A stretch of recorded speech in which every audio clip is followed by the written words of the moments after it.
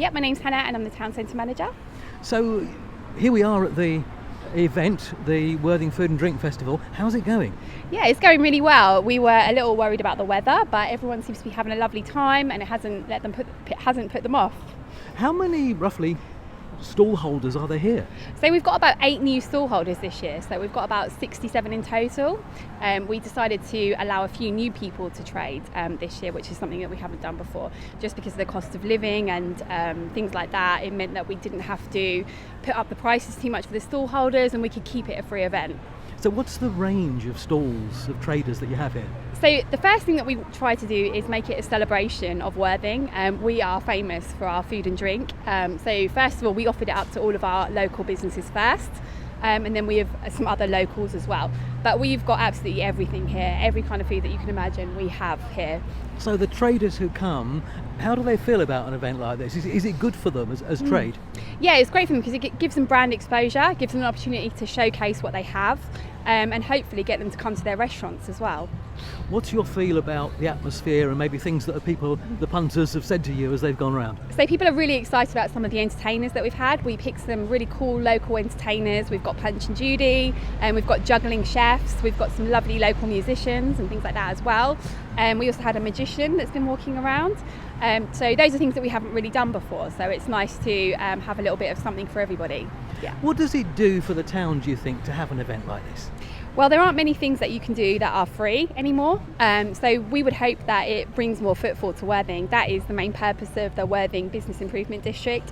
Everything that we do is to increase footfall and help our local businesses because we have some amazing independents here, a lot more than the average town. So we want to bring more people here and hopefully everybody benefits from that. And it also puts Worthing on the map. We want people to think of Worthing as not just a town that's near Brighton. We want people to think of Worthing as having its own identity and its own brand. So we're really proud of everything that Worthing is. It's so quirky and unique, and we want to show that to everybody.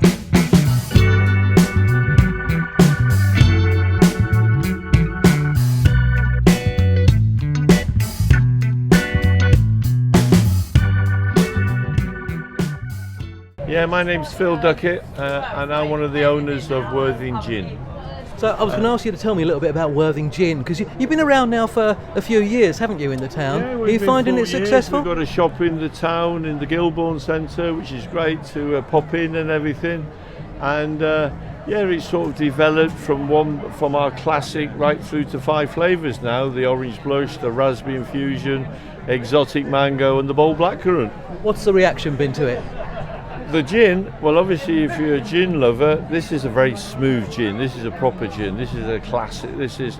It's a bit like if you or your listeners were to bake a cake at home. The taste and everything will be so different because the process will be different.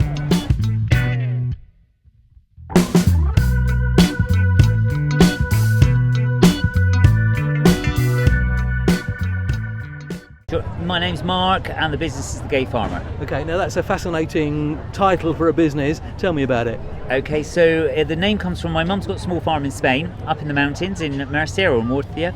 And so I started doing all the olives, almonds, apricots back in 2008. And I was actually doing the apricot harvest, and one of my closest friends called me up and said, "So what are you calling yourself now then, dear?" The Gay Farmer. And a few years later, when I started the business back in 2012, I was thinking of a brand name, and I thought, why not? Puts a smile on everybody's face, or most people's, and it's something people remember. And so we've been going for 12 years now. Are you based locally to Worthing? Yes, we're based in Midhurst. We used to be in Arundel on the the Angling Park estate, now the Norfolk estate. Now we're on the Cowdrey estate, so little cottage with the yellow windows, so we work from home. So tell me about the variety of goods that you sell. So we have two different varieties of olive oils. One Arbequina, which is a really fruity, delicate oil, a little bit of fiery pepperiness at the finish from Zaragoza. An early harvest Piquel. Piquel is a much stronger olive. Early harvest is one of it's the Rolls Royce for olive oils, really. They pick the olives before they're ripe. You get a lot less oil, more intense flavours, much more character, very, very well balanced, and super healthy for you because it's very high in polyphenols. So a lot of people come to be drinking olive oil now. And then we have fresh basil pesto that we make at home in the cottage.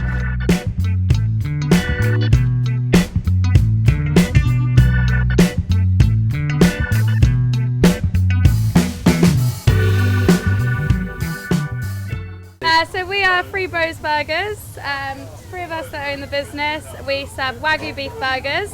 We partner with a farm in Cowfold near Holsham, where we get our beef from, and we travel the UK doing events, festivals, weddings, food festivals like Worthing Food Festival, selling burgers. So tell me about your burgers. I mean, you can get a burger from places like McDonald's and You other can, burgers but are you can't available. get special Wagyu beef burgers, can you? Okay. So we do a few different types. We do a chili blue, which is a blue cheese and chili sauce. We do a classic with a homemade burger sauce, which is, can't tell you the recipe because it's secret, but it's very good.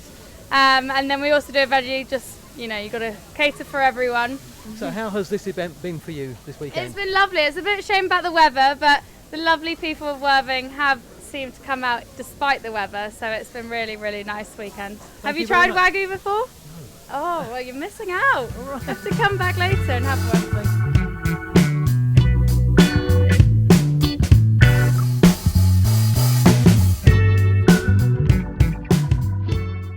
So my name's Lawrence Dumbleton. I'm one of the owners of the Old Bike Store, the craft beer bar down in Brighton Road.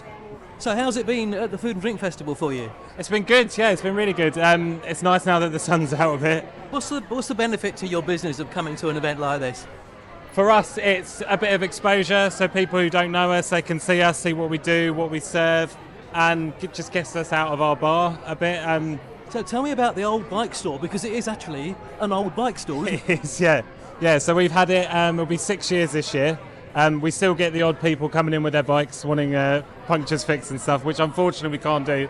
But yeah, 6 years we've been there. We serve loads of different craft beer, from local to national to some European, some American. And we do loads of local gins, loads of whiskies, loads of rums. Yeah, it's just a really welcoming and inclusive atmosphere. That's what we're trying to create anyway.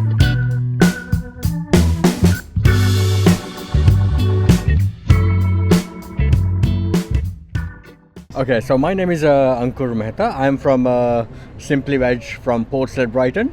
We have been supporting Worthing Council since 2014.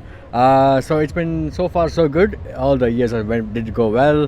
So tell me about Simply Veg. What do you do? So we do like Indian, vegan and vegetarian street foods. Okay. So we do also like weddings, we do birthday parties, also we do all kinds of festivals. How do you find at an event like this, when you've got just members of the public walking by, how do you find the demand is for what you offer? Actually, the demand of the vegan and vegetarian is increasing. So more and more people do like it. And what does it feel like being at an event like this when you've got so many people and a bit of an atmosphere? It's fine. It's really good. It's really, yeah, I really enjoyed it. Yes.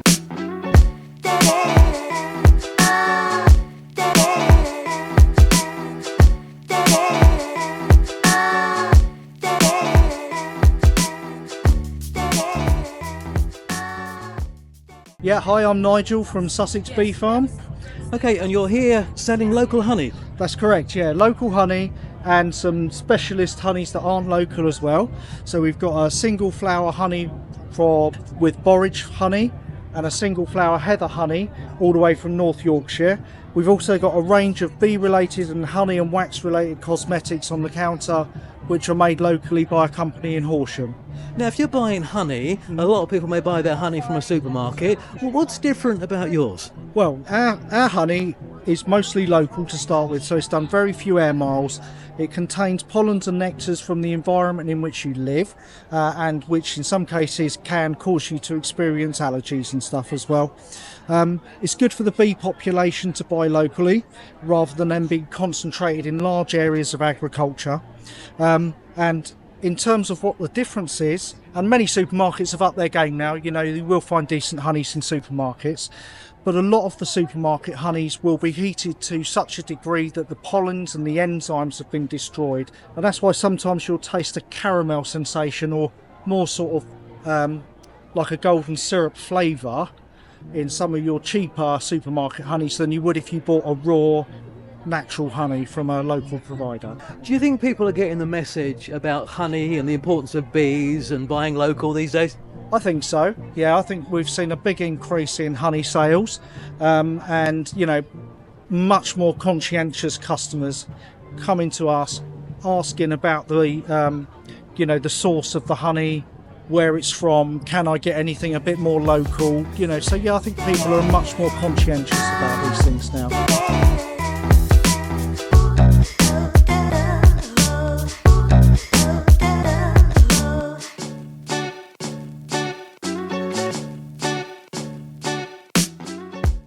So look, we met up with the town crier, Bob Smitherman. Patrick. How are you, Bob? Really good. As I'll tell you, it's been an absolutely phenomenal weekend here in Worthing.